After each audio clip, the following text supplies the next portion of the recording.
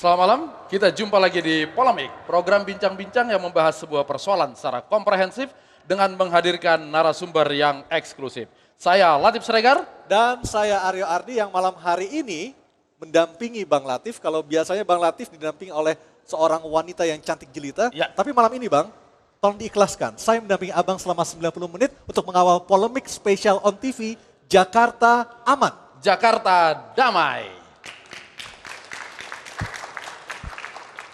Banyak sekali kejadian di Jakarta, Betul. terutama terkait dengan pilkada. Ya, tidak terasa hari ini tanggal 17 Januari. 17/1/17. 17. Angka cantik, Angka cantik, tapi nggak ada demo hari tidak ini. ada demo hari ini. Ya. Dan artinya Bang Latif dan juga pemirsa, kurang dari 1 bulan lagi kita, warga DKI Jakarta akan menggunakan hak pilihnya untuk menentukan siapa yang berhak menentukan Memimpin Gubernur. Jakarta selama 5 tahun Betul ke sekali depan. Bang Latif. Dan malam ini Polemik spesial, sudah banyak narasumber yang narasumber. hebat-hebat di sini. Bang Latif dipersilakan siapa saja tamu kita malam hari ini. Saya langsung sapa anggota DPD DKI Jakarta, Pak AM Fatwa. Selamat malam Pak. Kemudian ada pemilik Jakarta saat ini, walaupun untuk sementara, Pak Sony Sumarsono. Selamat malam Pak. Kemudian ada Pak Rudi Pratikno dari Keuskupan Agung Katolik. Ya, di sana siapa? Dan di sebelah kiri saya ada Kang Yudi Latif, cendekiawan Muslim. Selamat malam Kang Yudi, apa kabar? Merdeka Kang Yudi. Di sebelah Kang Yudi ada Mbak Kusnul Maria. Selamat malam Mbak Kusnul. Mantan anggota KPU, Waalaikumsalam warahmatullahi wabarakatuh. Dan sekarang menjadi pengajar, dan menjadi dosen dan juga pengamat politik. Seperti itu Mbak Kusnul ya. Dan juga di meja berikutnya ada Pendeta Lim Wirawijaya dari Walubi. Selamat malam Pak Lim. Ya, kita bahagia ada Kang Yudi Latif hadir. Betul. Ketika legislatif, eksekutif, yudikatif bermasalah, selama ada Yudi Latif, maka Indonesia masih akan maju ke depan. Dan di sana ada Pak Samsul Ma'arif dari MUI DKI. Selamat malam. Kemudian ada Pedanda Panji Sogata dari PHDI. Selamat malam. Itulah tamu-tamu kita malam hari ini yang akan membahas Jakarta Aman dan Jakarta Damai. Kita tentunya tidak ingin apa yang terjadi di luar sana menjadi meningkat tensinya Bang Betul Latif. sekali. Kita inginnya Jakarta ini menjadi aman, Jakarta ini menjadi damai, dan Jakarta menjadi rumah bagi semua orang. Jakarta yang aman, Jakarta damai, maka Indonesia juga aman. Indonesia Pastinya. damai. Dan malam ini, polemik kita, Jakarta aman, Jakarta damai.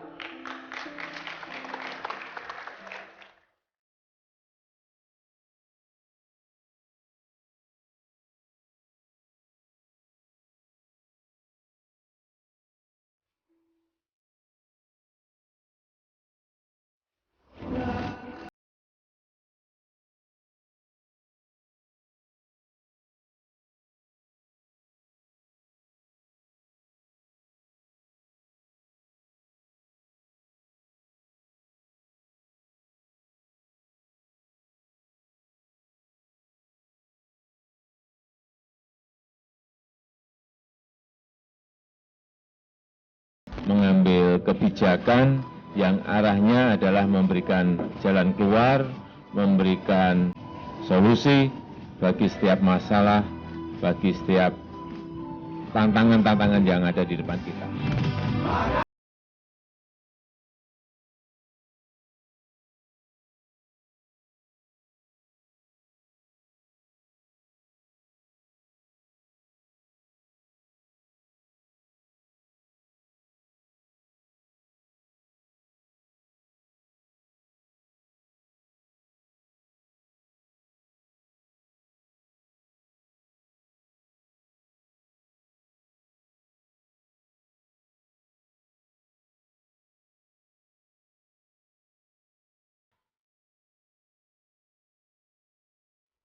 Itu maka TNI dan Polri harus solid satu visi mendukung dan mensukseskan program pembangunan nasional untuk menjaga keselamatan bangsa dan keutuhan negara kesatuan Republik Indonesia.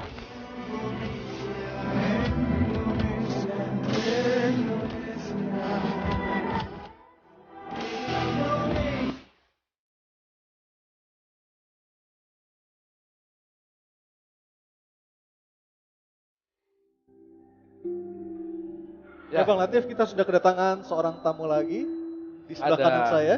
Ada Pak Din Samsudin, tokoh agama Islam. Selamat malam Kak Din. Selamat malam Pak Din. Kita langsung mulai. Langsung mulai silakan Bang Kita Latif. kasih kesempatan pertama yang baru datang. Silakan. Jadi belum sempat napas sudah kita tanya-tanya langsung.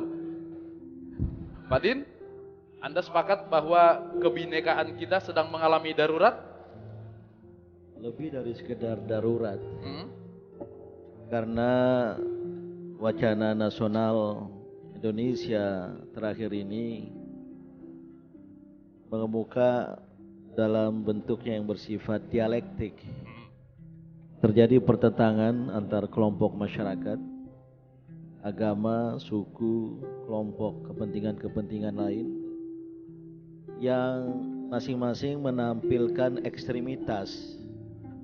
Sudah main pokoknya, ada klaim terhadap kebenaran dan menolak kebenaran dari pihak lain, dan bahkan menuduh pihak lain sebagai tidak benar. Nah, ini menjadi semacam nestapa nasional ketika kita semua, baik pemerintah maupun masyarakat, belum menemukan cara terbaik, jitu dan tepat untuk mengatasinya. Ya. Bahkan handling, penanganan masalah-masalah yang ada menimbulkan penumpukan masalah. Saya khawatir kalau tidak segera ini kita atasi bersama-sama dengan wawasan kemajemukan yang menjadi modal dasar Indonesia ini, maka mungkin senario terburuk yang akan. Namun saya optimis Oke. karena masih banyak negarawan-negarawan di tubuh bangsa ini. Baik. Dan darurat kebinekaan itu terjadi saat ini, saat kita sedang menghadapi pilkada. Apakah memang pilkada itu yang menyebabkan, atau sebenarnya pilkada hanya sumbunya saja? Secara umum politik, walaupun pada satu sisi membawa kebaikan, tapi pada sisi lain harus kita akui, politik itu memecah belah. Jadi politics divide, terutama ketika ada kepentingan yang bersifat sektarianistik, egoistik dari kelompok-kelompok kepentingan politik. Dan karena politik itu sendiri, kelompok masyarakat yang boleh jadi berasal dari satu akar yang sama mengalami perpecahan. Tidak hanya pilkada, walaupun pilkada, terutama pilkada ibu kota terakhir ya, yang sangat menguras energi bangsa ini, dan harus dicari jalan keluar. Dan ini harus menjadi tanggung jawab kita bersama, Baik. termasuk tanggung jawab partai-partai politik, masyarakat, dan juga pemerintah gitu. Nah, sayangnya jalan keluar itu tidak kita ketemukan ketika kita terbelenggu, ya. Mungkin karena dampak dari sistem yang berlangsung dan berlaku selama ini, dan kemudian terus terang harus saya katakan ada kekuatan, terutama the power of money, kekuatan uang, yang selama ini biasanya mengatur kehidupan ekonomi, tapi juga sekarang sudah mulai mendiktikan politik.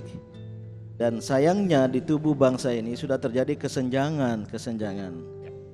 Dan ini yang kalau tidak segera diatasi, ini indeks kita katanya 043 atau 041 kurang sekarang ini.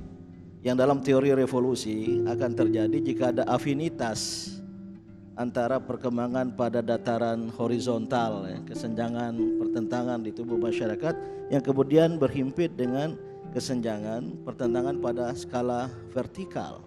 Terus terang saya pernah sampaikan masalah ini kepada Bapak Presiden ketika saya diterima di istana 16 November yang lalu, dan saya menyampaikan saran-saran harus ada langkah-langkah terutama mengatasi kesenjangan ekonomi. Dan ini saya kira pintu masuk untuk mengatasi keadaan. Baik, terima kasih Pak Din. Kita akan beralih ke Kang Yudi. Kang, kalau tadi Pak Din menyoroti masalah kesenjangan ekonomi juga menjadi salah satu pemicu terjadinya perbedaan pendapat yang begitu tajam saat ini. Apakah memang hanya faktor ekonomika saja, ataukah ada faktor lain yang sesungguhnya juga menjadi faktor utama menyebabkan terjadinya perbedaan yang begitu besar di bangsa ini, Kang Yudi?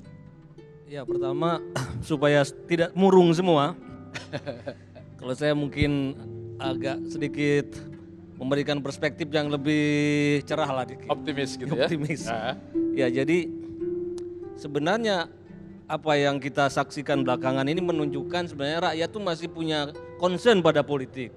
Yang itu artinya masih bagus, artinya masih punya perhatian pada politik. Karena selama ini kan banyak kritik bahwa demokrasi kita kurang partisipasi. Tapi sebenarnya pada titik ini berarti kan kepedulian rakyat pada politik itu masih tinggi. Cuma jangan sampai kepedulian pada politik itu sampai begitu bersemangat sampai membakar rumah sendiri kan itu. Ya. Kan ada, kalau pesta ada kembang api, petasan dibakar sampai membakar rumah sendiri, jangan sampai begitu. Nah, selain tadi faktor kesenjangan sosial yang harus kita antisipasi, ada satu lagi sebenarnya gini, dalam 17 tahun terakhir reformasi, kebebasan sebagai negative right, artinya bebas dari, itu kita mengalami surplus. Kita boleh mendirikan organisasi apapun, kita boleh mengirimkan pesan apapun, nyaris tanpa kendali di Indonesia ini. Ya, segala bentuk kebebasan berekspresi dibolehkan. Nah, pada saat yang sama, kebebasan sebagai positive right, artinya kebebasan itu untuk apa? Nah, di situ masalah kita. Kebebasan darinya kita sudah bebas sebebas-bebasnya, tapi dengan kebebasan itu mau digunakan untuk apa? Di situ kita mengalami defisit. Artinya kebebasan yang harus disertai dengan tanggung jawab seperti itu. Ketika kita menggunakan kebebasan sebagai positive right, itu punya prasyarat. Ada hikmat kebijaksanaan, ada kematangan, bahwa partisipasi itu juga harus dilandasi oleh tanggung jawab, namanya itu bonum comune, kemaslahatan hidup bersama. Karena pada dasarnya politik kan bicara tentang kebahagiaan hidup bersama. Dan dalam hal ini saya kira memang yang harus diperhatikan di samping keadilan yang sifatnya ekonomis, juga keadilan kultural, keadilan untuk mengembangkan paham-paham keagamaan masing-masing itu juga perlu dijamin. Ya. Oke. Pak Husnul tadi katanya politik itu menjadi mencerahkan karena kemudian ada partisipasi. Tapi kalau yang terjadi belakangan ini adalah politik mobilisasi. Apakah ini dampak positif juga atau sebetulnya karena kita salah kaprah saja memanfaatkan kebebasan berekspresi ini? Sebetulnya kalau kita melihat tadi yang melanjutkan Profesor Din dan Mas Yudi, di satu sisi kita melihat ada perkembangan di mana demokrasi saat ini sudah mulai diikuti dengan tanpa kekerasan. Karena salah satu indikator dari demokrasi adalah kompetisi dengan excluding the use of force, ya, tidak menggunakan kekerasan. Model demonstrasi yang dilakukan beberapa akhir-akhir ini mau 411, 212 maupun yang lainnya itu menunjukkan tidak ada kekerasan di situ. Ini sebetulnya sebagai satu perkembangan yang positif karena di Jakarta itu adalah barometer dari politik di Indonesia. Tapi sebetulnya politik kan seringkali kita katakan politik ini kotor. Ya. Politik itu seringkali untuk segala cara. Cuma memang kalau tadi melanjutkan tentang kekuatan politik seperti partai politik sendiri belum berfungsi dengan baik. Pragmatisme yang luar biasa termasuk juga di dalam proses-proses pilkada. Nah, ini sebenarnya tantangan bagi perkembangan suksesi kepemimpinan di Indonesia. Ya, seringkali banyak sekali sebetulnya kader-kader instan. Partai politik belum yang namanya mengkader calon-calon pemimpinnya. Harusnya pemilu itu adalah suksesi dari satu rezim tanpa kekerasan. From ballot to ballot. Jadi dari bullet to ballot. Gitu. Jadi senjata kepada surat suara. Tapi kemudian proses ini masih sangat dipengaruhi oleh manipulasi, oleh berbagai macam persoalan-persoalan yang kita hadapi saat ini. Artinya singkat cerita Mbak Kusnul ingin mengatakan sesungguhnya hal ini terjadi karena kegagalan partai politik dalam menjalankan fungsinya untuk mendidik pemilih, mendidik anggotanya. Mungkin juga belum dikatakan kegagalan, tapi belum berfungsi dengan baik dari partai politik di dalam merumuskan rekrutmen terutama ya. Karena partai politik masih sangat pragmatis dan tadi sebetulnya dari kekuatan ekonomi, kekuatan uang itu mengarahkan dari partai politik karena memang undang-undang partai politik ini Kementerian Dalam Negeri ini yang harus bertanggung jawab juga. Untuk bisa ikut pemilu harus punya kantor di 100% provinsi, harus punya kantor 75%. Siapa yang membiayai? Partai politik nggak boleh berbisnis. Akhirnya bandar-bandar politik yang kemudian menguasai dunia politik di Indonesia. Jadi belum gagal, tapi keberhasilan yang tertunda. Betul.